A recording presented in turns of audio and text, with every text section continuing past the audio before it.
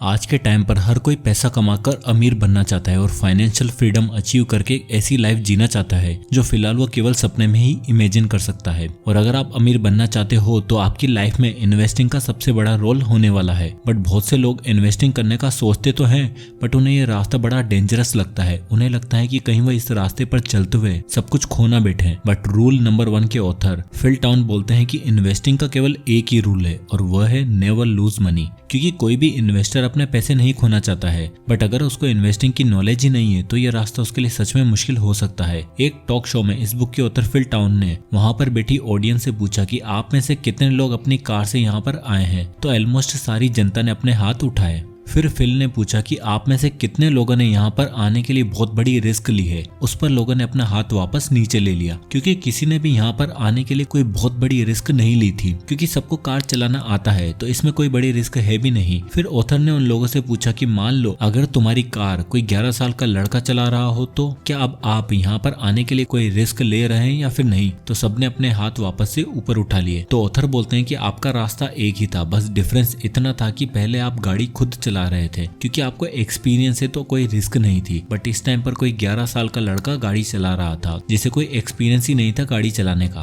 तो इसमें जो रिस्क होती है वो काफी बढ़ जाती है। और यही एग्जैक्ट सेम चीज आपकी फाइनेंशियल जर्नी के साथ भी होती है। अगर आपको पता ही नहीं है कि आपको करना क्या है तो आपकी जो जर्नी है वो या तो बहुत ही स्लो हो जाएगी या फिर बहुत ही डेंजरस। इसलिए लोगों को फास्ट जाना मतलब कि हाई रिटर्न लेना बहुत ही डेंजरस पाथ लगता है, क्योंकि उन्हें पता ही नहीं होता है कि उन्हें अपनी फाइनेंशियल कार को कैसे चलाना है और उसे कैसे कंट्रोल करना है। और इस बुक का सबसे इम्पोर्टेंट रूल यही है जिसे ऑथर ने रूल नंबर 1 दिया है कि अगर आपको पता है कि आपको क्या करना है तो आप इन्वेस्टिंग से कभी भी पैसे नहीं गवाओगे, यानी कि यू डोंट लूज मनी। तो दोस्तों, आज हम फिल टाउन की इस अमेजिंग बुक से इन्वेस्टिंग के बहुत ही इंपॉर्टेंट प्रिंसिपल के बारे में सीखेंगे जो 100 सालों से चले आ रहे हैं और जिनका यूज आज भी बड़े से बड़ा इन्वेस्टर करता है। और दोस्तों, ये वीडियो बहुत ही स्पेशल होने वाला है। इस वीडियो में मैं आप सभी को एक गिफ्ट देने वाला हूँ, हम सभी की फेवरेट कंपनी अमेजोन के फ्री शेयर्स, जिसके बारे में हम आगे बात करेंगे। तो ऑथर ने एक बेहतर इन्वेस्टर बनने के लिए हमें 4 Ms का इस्तेमाल करने को कहा है, जिसमें पहला M है मीनिंग, दूसरा M है मोट, तीसरा M है मैनेजमेंट और चौथा M है मार्जिन ऑफ सेफ्टी। तो इन सबको आज हम डिटेल में कवर करेंगे। तो सबसे पहला M आता है मीनिंग।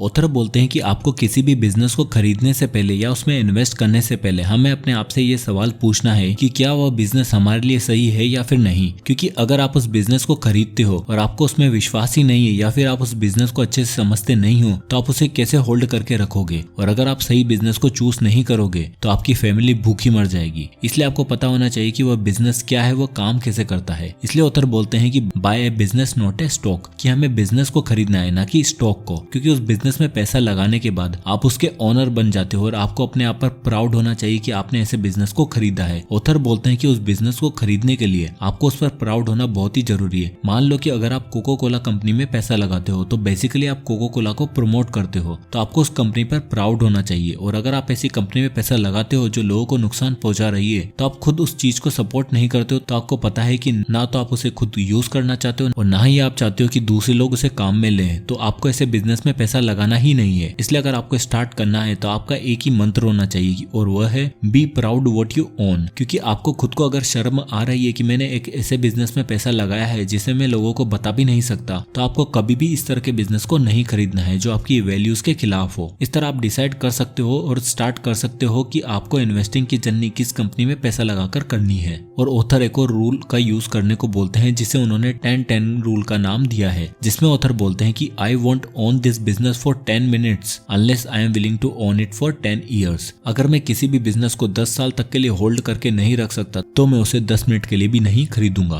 और इससे आप एक डिसिप्लिन्ड इन्वेस्टर बन सकते हो, क्योंकि आप ऐसी कंपनी में पैसा लगा रहे हो जिसको आप 10 साल तक भी आराम से खरीद कर रख सकते हो। क्योंकि ज्यादातर इन्वेस्टर मार्केट अप या डाउन होने पर उन्हें लगता है कि वो अपना पैसा खो देंगे, क्योंकि उनकी थिंकिंग शॉर्ट टर्म होती है और अगर वो लॉन्ग टर्म थिंकिंग रखेंगे तो कभी भी उस बिजनेस को सेल नहीं करेंगे। अब दूसरा M आता है मोट। जब आप किसी भी बिजनेस को समझ लेते हो कि वह बिजनेस काम कैसे करता है और आपको उस कंपनी पर प्राउड भी है क्योंकि आप खुद भी उनके प्रोडक्ट को काम में लेते हो। तो अब नेक्स्ट क्वेश्चन आपको अपने आप से ये पूछना है कि उस बिजनेस का मोट क्या है। मोट का मतलब कि उस कंपनी के पास कोई बिजनेस एडवांटेज है या फिर नहीं, क्योंकि जिस तरह पुराने जमाने में किसी भी किले के आसपास जो खाई होती थी जिससे दुश्मन के अंदर आने के चांसेस कम हो जाते थे और वो उस किले पर हमला नहीं कर पाते थे, उसे ही मोट कहा जाता था। तो जब आपको उस बिजनेस का मोट पता चल जाएगा, मतलब कि उस बिजनेस के पास क्या एडवांटेज है जिससे कि बाकी की कंपनियां उसे बीट नहीं कर सकती हैं और वो बिजनेस सालों साल चलता रहेगा, तो आप ऐसे बिजनेस में पैसा लगा सकते हो। और ऑथर बोलते हैं कि अगर कोई बिजनेस ऐसा हो कि जिससे कोई भी रिप्लेस कर दे तो ये एक अच्छा मोट नहीं होता है। एग्जाम्पल के लिए अगर कोई एक आदमी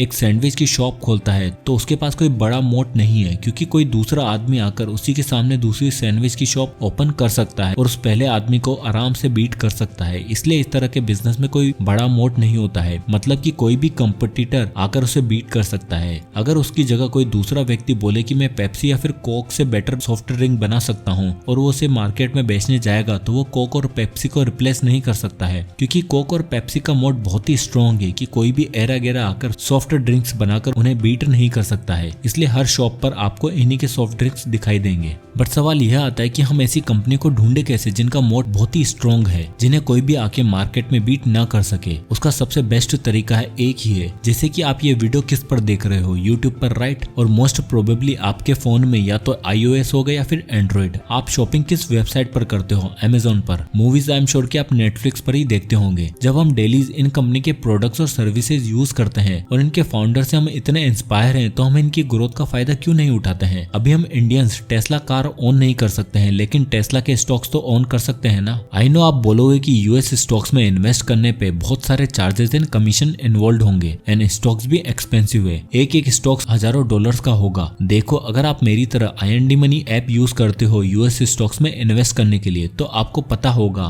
कि IND मनी से आप यूएस स्टॉक्स में फ्रैक्शनल शेयर्स भी बाय कर सकते हो, मतलब एक स्टॉक्स का एक छोटा सा पार्ट। और IND मनी पे कोई अकाउंट ओपनिंग फीस नहीं है, 0 कमीशन है और 0 ब्रोकरेज फीस है, ताकि आप एक स्मॉल अमाउंट से भी अपनी फेवरेट यूएस कंपनीज में इन्वेस्ट कर सको। और मैं आप सबको IND मनी के साथ मिलके अमेजोन कंपनी के 250 रुपए के शेयर्स बिल्कुल फ्री में दे रहा हूँ। यस, बस आप डिस्क्रिप्शन लिंक से IND मनी पे साइन अप करो और अपना यूएस स्टॉक्स अकाउंट क्रिएट करो और आपको अमेजोन के फ्री शेयर्स मिलेंगे रिवॉर्ड सेक्शन में। या फिर आप प्ले स्टोर या ऐप स्टोर से अगर आप IND मनी इंस्टॉल करते हो तो बस BBM Amazon code sign up करते टाइम डालो, अपना यूएस स्टॉक अकाउंट सेटअप करो और आपको अमेजोन के 250 रुपए के शेयर्स फ्री में मिलेंगे। ऑल्सो जब आप अपना US stock account first time fund करते हो तो आपको 750 रुपए के फ्री यूएस स्टॉक्स भी मिलेंगे। सो देर मत करो, just click on the link in the description and IND money पर अभी साइन अप करो। अब आता है तीसरा M, मैनेजमेंट। अब आपने एक ऐसा बिजनेस चूज कर लिया है जिसे आप अच्छे से समझते हो, उस कंपनी के पास कॉम्पिटिटिव एडवांटेज भी है, बट अगर उसका मैनेजमेंट ही सही नहीं है तो वो कंपनी कभी भी डूब सकती है। इसलिए हमें मैनेजमेंट के बारे में अच्छे से पता होना चाहिए। आप कंपनी के फाइनेंशियल स्टेटमेंट देख सकते हो कि कंपनी कैसा कर रही है, कंपनी ने लास्ट 10 सालों में कितना % रिटर्न जनरेट किया है, क्या कंपनी अपने प्रॉफिट को री इन्वेस्ट कर रही है या फिर अपने शेयर होल्डर्स को डिविडेंड के रूप में पे करती है। और आप मैनेजमेंट के बारे में जान सकते हो कि कंपनी के मैनेजमेंट में कौन कौन है और वो कंपनी के फ्यूचर के बारे में क्या सोचते हैं। फ्यूचर में वो कौन कौन से प्रोडक्ट लॉन्च करने वाले हैं, क्या कंपनी उनके शेयर होल्डर से कुछ छुपा तो नहीं रही है, और कंपनी के ऊपर कितना लोन है और वो लोन चुकाने के लिए क्या स्टेप्स ले रही है। तो ये सारी चीजें कैलकुलेट कर लोगे तो आप कंपनी के मैनेजमेंट के बारे में सारी चीजें जान लोगे। आप कंपनी के फ्यूचर के बारे में प्रेडिक्ट कर लोगे कि कंपनी आने वाले 20 सालों में सस्टेन करने वाली है या फिर नहीं। अब आता है चौथा M, margin of safety. Author बोलते हैं कि किसी भी बिजनेस को खरीदना एक सेल की तरह हो सकता है कि जब सेल होती है तो हम लोग काफी सस्ते में अच्छी अच्छी चीजें बाय कर लेते हैं। उसी तरह हमें भी जब कंपनी सेल में मिल रही होती है तो हमें उसे खरीदने की अपॉर्चुनिटी नहीं खोनी है। ऑथर ने मार्जिन ऑफ सेफ्टी को स्टिकर प्राइस का नाम दिया है। ऑथर एग्जांपल देते हुए बताते हैं कि मान लो आपको एक नया स्मार्टफोन खरीदना है, तो आप ऑनलाइन उसके रिव्यू देखते हो कि मार्केट में यह नया फोन आया है। आप उस कंपनी के शोरूम पर जाते हो और उसकी प्राइस पूछते हो, तो वो फोन आपको 1 लाख रुपए का पड़ रहा होता है, बट शोरूम वाले बोलते हैं कि यह फोन अभी आउट ऑफ स्टॉक है और आने में इसे कुछ महीने लग जाएंगे। अब आप घर आते हो और ऑनलाइन सर्च करते हो तो आपको वो फोन ऑनलाइन मिल रहा होता है, बट वो आपको 1 लाख रुपए का नहीं, उसकी जगह 1,40,000 रुपए का मिल रहा होता है, क्योंकि यह फोन इतना डिमांड में है कि लोग इसकी एक्चुअल प्राइस से भी 40,000 रुपए ज्यादा देने को तैयार हैं, यानी कि 40% एक्स्ट्रा। ऐसा क्यों? ऐसा इसलिए क्योंकि उन्हें वेट नहीं करना है, इसलिए वो उसके लिए 40% ज्यादा देने को तैयार हैं। बट ऑथर बोलते हैं कि अगर आप इन्वेस्टमेंट की दुनिया में हो तो आपको कभी भी उसकी स्टिकर प्राइस से ज्यादा पे नहीं करना है और आपको वेट वेट करना है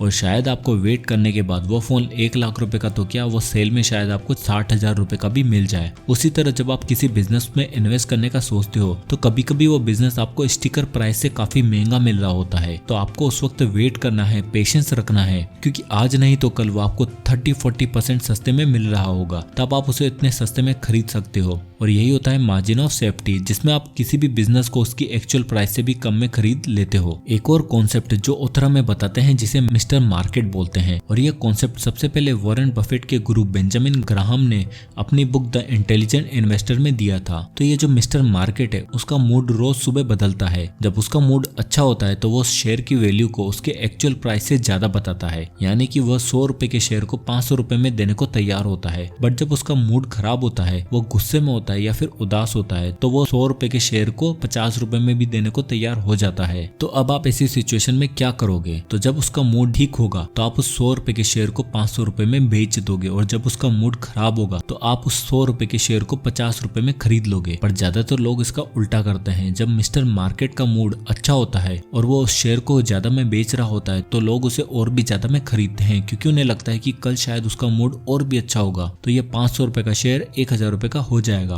और वो लोग उसे खरीद लेते हैं। बट जब उसका मूड खराब होने लगता है तो डर के मारे उसे सस्ते में बेच देते हैं और लॉस उठा लेते हैं। इसी तरह हमें जब मार्केट का मूड खराब होता है और वो हमें स्टॉक सस्ते में दे रहा होता है तो उसके मूड का फायदा उठाकर मार्जिन ऑफ सेफ्टी का ध्यान रखकर उसे सस्ते में खरीद लेना है, जिससे कि आप एक अच्छे बिजनेस को बहुत ही सस्ते में खरीद लोगे। तो दोस्तों ये थे इन्वेस्टिंग के इंपॉर्टेंट प्रिंसिपल। अब अगर इस पूरे वीडियो को समराइज किया जाए तो ऑथर हमें बोलते हैं कि इन्वेस्टिंग का एक ही रूल है, और जो है नेवर लूज मनी। और आप कभी भी इन्वेस्टिंग से अपना पैसा न गवाएं, उसके लिए हमें किसी भी बिजनेस में इन्वेस्ट करने से पहले ये 4 MS को समझना बहुत ही जरूरी है। पहला M आता है मीनिंग। तो किसी भी बिजनेस में पैसा लगाने से पहले हमें देखना है कि क्या वो बिजनेस हमारे लिए मीनिंगफुल है या फिर नहीं। उसे खरीदने के बाद आपको आपके बिजनेस पर प्राउड है या फिर नहीं, क्योंकि अगर वह बिजनेस आपकी वैल्यूज के खिलाफ है, जिसे आप खुद ना तो यूज करते हो ना ही सपोर्ट करते हो, तो आपको ऐसे बिजनेस में इन्वेस्ट नहीं करना है। इसलिए किसी भी बिजनेस को स्टार्ट करने से पहले देखिए कि उस बिजनेस को आप समझ भी पा रहे हो या फिर नहीं। दूसरा M आता है मोट। मोट का मतलब उस बिजनेस के पास कोई कंपटीटिव एडवांटेज है या फिर नहीं। अगर आप कोई किराने की शॉप खोलते हो तो कोई भी आपके सामने एक और किराने की दुकान खोल सकता है और आपको बीट भी कर सकता है, क्योंकि ऐसे बिजनेस का कोई मोट ही नहीं होता है